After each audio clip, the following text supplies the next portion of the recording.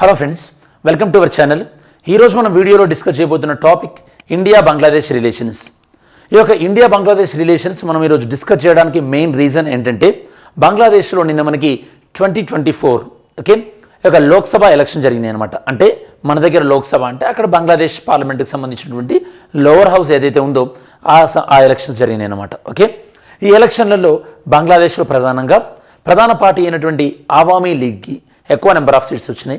ఇక్కడ ఒక విషయం గుర్తుపెట్టుకోవాలి, అక్కడ ప్రధాన ప్రతిపక్షమైనటువంటి BNP బంగ్లాదేశ్ నేషనలిస్ట్ పార్టీ అనేది ఈ ఎన్నికల్లో పోటీ చేయలేదు, ఈ ఎన్నికల్ని బహిష్కరించడం జరిగింది.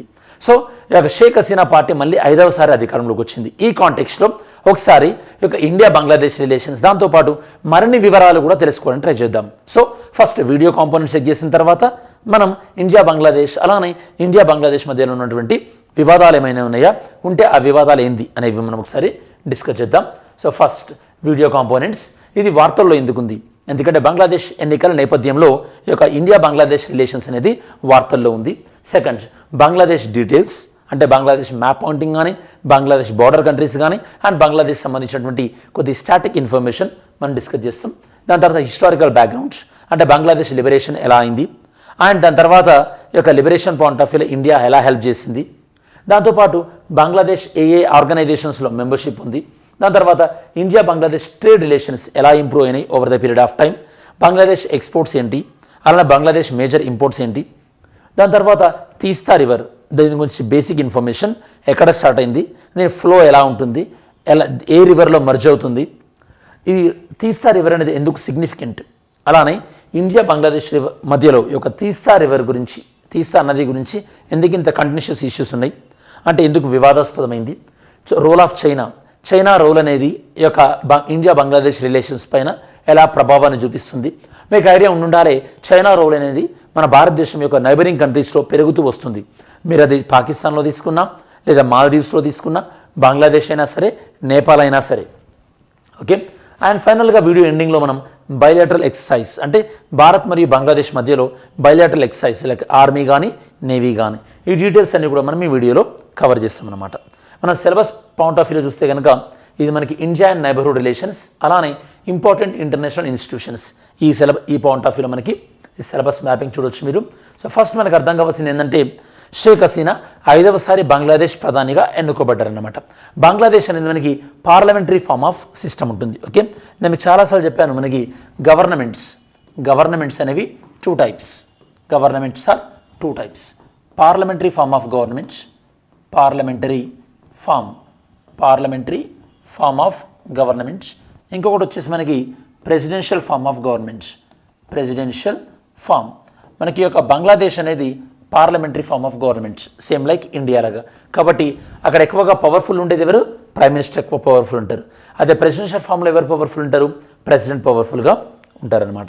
సో ఇది మీరు ఇండియా బంగ్లాదేశ్ బార్డర్ చూడొచ్చు. సో మన ఇండియాకి ఎక్కువగా లాంగెస్ట్ ల్యాండ్ బౌండరీ కలిగి ఉన్న దేశం ఏంటంటే బంగ్లాదేశ్కి మనకి వెస్ట్రన్ డైరెక్షన్లో ఇండియా, నార్థన్ డైరెక్షన్లో ఇండియా, ఈస్టర్న్ డైరెక్షన్లో కూడా ఇండియా, బంగ్లాదేశ్కి సౌత్ ఈస్ట్ డైరెక్షన్లో మాత్రం ఏ కంట్రీ ఉంటుంది, మయన్మార్, బంగ్లాదేశ్కి సదర్న్ డైరెక్షన్లో బే ఆఫ్ బెంగాల్ ఉంటుంది.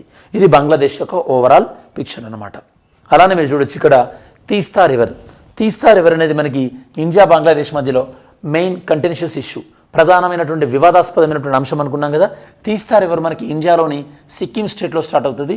ఇది బంగ్లాదేశ్లో వెళ్ళి బంగ్లాదేశ్లో పద్మిని అన్నటువంటి రివర్లో కలుస్తుంది. పద్మిని అయినటువంటి రివర్ ఏ రివర్కి సంబంధించింది, రివర్ గ్యాంగస్, సో గంగా నదికి సంబంధించింది బంగ్లాదేశ్లో. ఓకే, అలానే మరి బంగ్లాదేశ్లో బ్రహ్మపుత్ర నదిని ఏమంటారు, బ్రహ్మపుత్ర నదిని బంగ్లాదేశ్లో ఏమంటారు మీరు కమెంట్ సెక్షన్లో ఇంక్లూడ్ చేయండి. ఓకే, సరే. దాంతోపాటు ఇంకొక విషయం మీరు గుర్తుపెట్టుకోవాలి, బంగ్లాదేశ్ అనేది మనకి ఇండియా మెయిన్ ల్యాండ్ ఏదైతే ఉందో ప్రధానమైనటువంటి భూభాగం, దానికి దాంతోపాటు ఈశాన్య రాష్ట్రాలకు అంటే నార్త్ ఈస్ట్ స్టేట్స్కి కమ్యూనికేషన్ ఛానల్ బంగ్లాదేశ్ అన్నమాట. బంగ్లాదేశ్ అనేది మనకి ఇప్పుడు రోడ్వేస్ని అలానే రైల్వేస్ని మనం బంగ్లాదేశ్ నుంచి అలౌ చేస్తున్నారు. కాబట్టి ఇండియాకి నార్త్ ఈస్ట్కి కనెక్టివిటీ పాయింట్ ఆఫ్ వ్యూలో Bangladesh playing very important role. Okay, అలానే మనకి ఇల్లీగల్ ఇమిగ్రెంట్స్ రావద్దన్నా కూడా, దాంతోపాటు టెర్రరిజం ఆగాలన్నా, ఆర్మ్స్ స్మగ్లింగ్, అలానే యానిమల్ స్మగ్లింగ్ ఇలాంటివి ఆగాలంటే కనుక మనకి బంగ్లాదేశ్తో రిలేషన్స్ చాలా ఇంపార్టెంట్.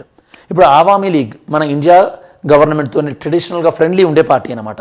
కాబట్టి మనకి ఇండియా బంగ్లాదేశ్ రిలేషన్స్ ఇలానే కంటిన్యూ అవుతాయని మనం చెప్పొచ్చు. ఒకవేళ ఫ్రెండ్లీ ఉన్న గవర్నమెంట్ రాకపోతే ఎలా పరిస్థితి ఉంటుందనేది ఇండియా మాల్దీవ్స్ రిలేషన్స్ మనం ఎలా జరుగుతుందో చూస్తున్నాం ఆల్రెడీ. ఇక్కడ మీకు ఇంకో విషయం గుర్తుపెట్టుకోవాలి, బంగ్లాదేశ్లో ఉన్నటువంటి మెయిన్ పొలిటికల్ పార్టీస్ ఏంటంటే 2 పొలిటికల్ పార్టీస్ బంగ్లాదేశ్లో. ఓకే, బంగ్లాదేశ్లో political parties, Bangladesh 2 political parties. 1 వచ్చేసి మనకి ఆవామీ లీగ్ ఒకటి, సెకండ్ వచ్చేసి మనకి BNP, Bangladesh Nationalist party. Is surprising thing ఏంటంటే ఈ ఎన్నికలలో బిఎన్పి అనేది పోటీ చేయలేదు. కాబట్టి ఈ ఎన్నికల కన్నా ముందే ఆబ్వియస్గా ఎలక్షన్ రిజల్ట్ అనేది తెలిసినటువంటి విషయమే. దాంతోపాటు బంగ్లాదేశ్ ఫ్రీడమ్, బంగ్లాదేశ్ లిబరేషన్ ఎలా అయింది, బంగ్లాదేశ్కి లిబరేషన్ ఎలా వచ్చింది, మనకి 1905 దాకా వెళ్తే కనుక మీకు గుర్తుంటే 1905లో మనకి బెంగాల్ పార్టీషన్ అనేది జరిగింది. 1905లో మనకి ఏం ఫామ్ అయింది, మనకి ఈస్ట్ బెంగాల్ అనేది ఫామ్ అయింది, ఈస్ట్ బెంగాల్. తర్వాత రోజులలో 1947లో ఈస్ట్ బెంగాల్ కాస్త ఏమైంది, మనకి ఈస్ట్ పాకిస్తాన్ అయింది, ఈస్ట్ పాకిస్తాన్. దాని తర్వాత మనకి 1971లో ఇది కాస్త బంగ్లాదేశ్ అయింది, బంగ్లాదేశ్. ఇది మనకి బంగ్లాదేశ్ హిస్టారికల్గా ఎవల్యూషన్ తీసుకుంటే కనుక ఈ విధంగా ఉంది. ఓకే, సరే. ఈ 1971 బంగ్లాదేశ్ లిబరేషన్ వార్లో బంగ్లాదేశ్కి హెల్ప్ చేసింది ఇండియా. ఈ ఫోటోలో మీరు చూస్తున్నట్టుగా ఈ యొక్క పాకిస్తానీ ఫోర్సెస్ ఏవైతే ఉన్నాయో వాళ్ళు సరెండర్ అవుతున్నట్టు సిగ్నేచర్ చేస్తున్నటువంటి ఫోటో ఇది. బంగ్లాదేశ్ లిబరేషన్ వార్ ప్రధానంగా ఎవరి నాయకత్వంలో జరిగింది, ఈ యొక్క షేక్ ముజిబుర్ రహమాన్ నాయకత్వంలో జరిగింది. షేక్ ముజిబుర్ రహమాన్ ఎవరో కాదు, ప్రజెంట్ ఉన్నటువంటి షేక్ హసీనా యొక్క ఫాదర్ అన్నమాట. సరే, మరి వైట్ ఈజ్ న్యూస్, ఎన్నికలు జరిగినాయి. షేక్ హసీనా పార్టీ 5వసారి ఈ యొక్క బంగ్లాదేశ్లో అధికారంలోకి రావడం జరిగింది. బంగ్లాదేశ్ పార్లమెంట్ని మనం ఏమంటామంటే జాతీయ సంసద్ అంటారు. బంగ్లాదేశ్ పార్లమెంట్లో 350 సీట్స్ ఉంటాయి. 350 సీట్స్లో 300 సీట్స్కేమో ఎన్నికలు జరుగుతాయి. ఎలక్షన్ జరిగి ఎలక్షన్స్లో డైరెక్ట్గా పీపులే ఎన్నుకుంటారు అనమాట, మన లోక్సభ లాగా. సేమ్ అక్కడ కూడా ఫాలో అయ్యేటటువంటి ప్రిన్సిపల్ ఏంటంటే first pass the post, FPTP. First pass the post అంటే పోటీ చేసినటువంటి క్యాండిడేట్స్ ఎవరైతే ఉంటారో అందులో ఎవరికైతే ఎక్కువ పర్సంటేజ్ ఆఫ్ ఓట్స్ వస్తాయో వాళ్ళే విన్నర్ అనమాట. అంటే విన్నింగ్ క్యాండిడేట్ 50% కన్నా ఎక్కువగా ఓట్స్ రావాల్సిన పని లేదు. మరి రిమైనింగ్ 50% సీట్స్ ఏమున్నాయి 350లో, రిమైనింగ్ 50% సీట్స్ అనేవి ఉమెన్కి అలొకేట్ చేస్తారనమాట. అంటే 300 సీట్స్ ఏవైతే ఉన్నాయో ఆ 300 సీట్స్లో ఏ పార్టీకి ఎన్ని పర్సంటేజ్ ఆఫ్ సీట్స్ వచ్చినాయో ఆ పర్సంటేజ్ ప్రకారమే ఈ 50 సీట్స్లో కూడా సీట్స్ ఇస్తారు. ఫర్ ఎగ్జాంపుల్ 300లో ఒక పార్టీకి 50% సీట్స్ వచ్చినాయి అనుకోండి, రిమైనింగ్ 50 సీట్స్లో కూడా ఆ పార్టీకి 50% ఆఫ్ సీట్స్ ఇస్తారనమాట, ప్రపోర్షన్ రిప్రజెంటేషన్ బేస్ పైన. ఓకే, సరే. బంగ్లాదేశ్లో అందుకోసమే ఉమెన్ పొలిటికల్ పార్టిసిపేషన్ అనేది ఎక్కువ ఉంటుంది compare to India. Of course ఇండియాలో కూడా ఇప్పుడు మనం ఉమెన్ రిజర్వేషన్ బిల్ తెచ్చుకొచ్చినాం అనుకోండి, ఉమెన్ రిజర్వేషన్ యాక్ట్ కూడా అయింది, 106th అమెండ్మెంట్ యాక్ట్. సో చెప్పండి స్టూడెంట్స్, ఉమెన్ రిజర్వేషన్ అనేది మనకి లోక్సభలో కానీ అలానే అసెంబ్లీలో కానీ ఏ ఆర్టికల్లో ఇంక్లూడ్ చేసినాం, ఏ ఆర్టికల్లో ఉమెన్ రిజర్వేషన్ ఇంక్లూడ్ చేసినాం. సరే, Bangladesh basic details. Bangladesh official name people's republic of Bangladesh. Bangladesh borders already మనం చెక్ చేసాం. బంగ్లాదేశ్ అనేది ఈ యొక్క సిక్కిం నుంచి సిల్గురి కాడార్ ద్వారా సపరేట్ అయ్యింది, సిక్కిం భూటాన్కి దాంతోపాటు నేపాల్కి. అలానే బంగ్లాదేశ్ చైనా నుండి సపరేట్ అయింది సిక్కిం ద్వారా అనమాట. ఇండియాలోని సిక్కిం స్టేట్ సపరేట్ చేస్తుంటుంది. బంగ్లాదేశ్ క్యాపిటల్ వచ్చేసి ఢాకా. బంగ్లాదేశ్ మెంబర్షిప్ మనకి నాన్ అలైన్మెంట్ మూమెంట్లో ఉంది, సార్క్, బిమ్స్టెక్లో ఉంది, BBIN Bangladesh, Bhutan, India, Nepal, ICC international criminal courts, commonwealth of nations, కామన్వెల్త్లో ఏషియా పసిఫిక్ ట్రేడ్ అగ్రిమెంట్స్, వీటన్నిటిలో కూడా బంగ్లాదేశ్కి మెంబర్షిప్ ఉంది. ఈ మధ్యలో మనకి సార్క్ యొక్క ఇంపార్టెన్స్ తగ్గుతుంది, బిమ్స్టెక్ యొక్క ఇంపార్టెన్స్ పెరుగుతుంది, మీరు చూసినటువంటి విషయమే. హిస్టారికల్గా బంగ్లాదేశ్ ఇండిపెండెంట్లో ఇండియా హెల్ప్ చేసిందని చెప్పాను. దాని తర్వాత మనకి ఈ యొక్క బంగ్లాదేశ్కి ఇండిపెండెన్స్ వచ్చిన తర్వాత బంగ్లాదేశ్ని మొట్టమొదటిగా ఒక దేశంగా గుర్తించింది కూడా భారతే అన్నమాట 1971లో. Next, India Bangladesh trade relations.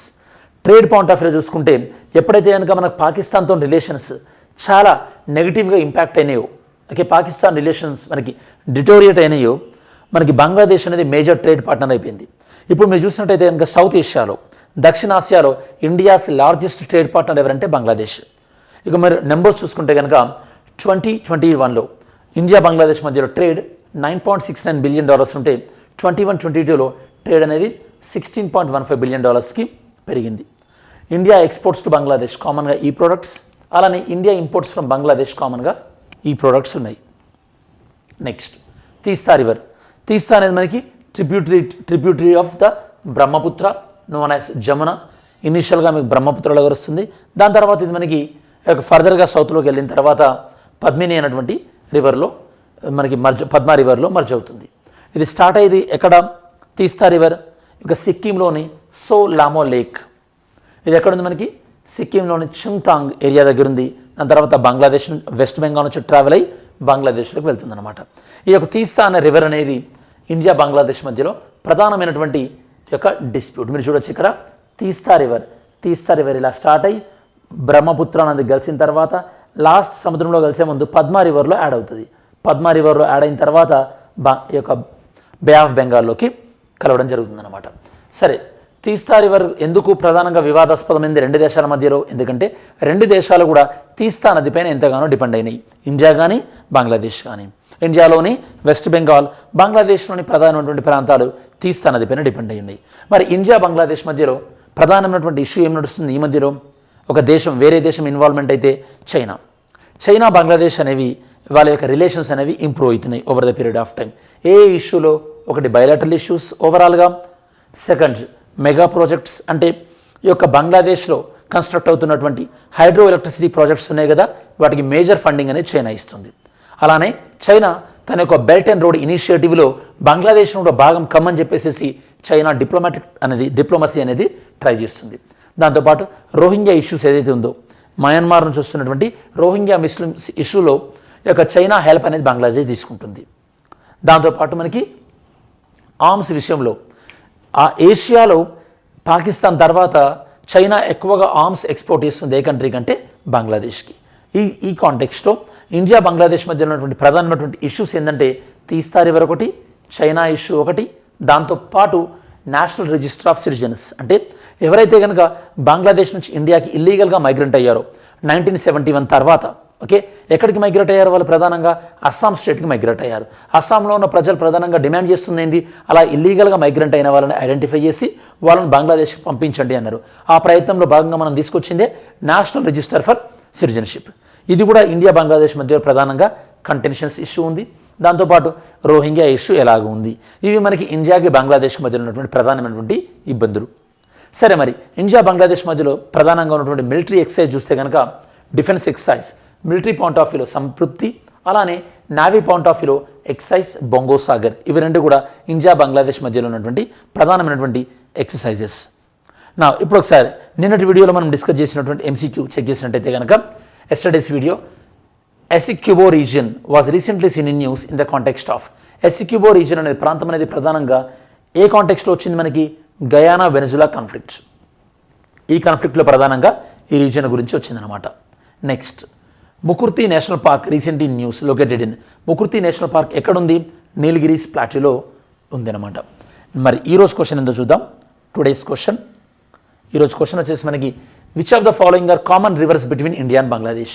India Bangladesh మధ్యలో ఉన్నటువంటి కామన్ రివర్స్ ఏంటి? Mains question. India Bangladesh relations అనేవి చాలా డీప్ రిలేషన్స్ ఉన్నప్పటికీ కూడా స్టిల్ రెండు దేశాలు లాంగ్ స్టాండింగ్ అంటే దీర్ఘకాలంగా ఉన్నటువంటి సమస్యను పరిష్కరించడంలో ఇంకా మనకు విఫలమవుతున్నాం. ఈ కాంటెక్స్ట్లో రెండు దేశాల మధ్యలో రిలేషన్స్ గురించి ఎక్స్ప్లెయిన్ చేయండి.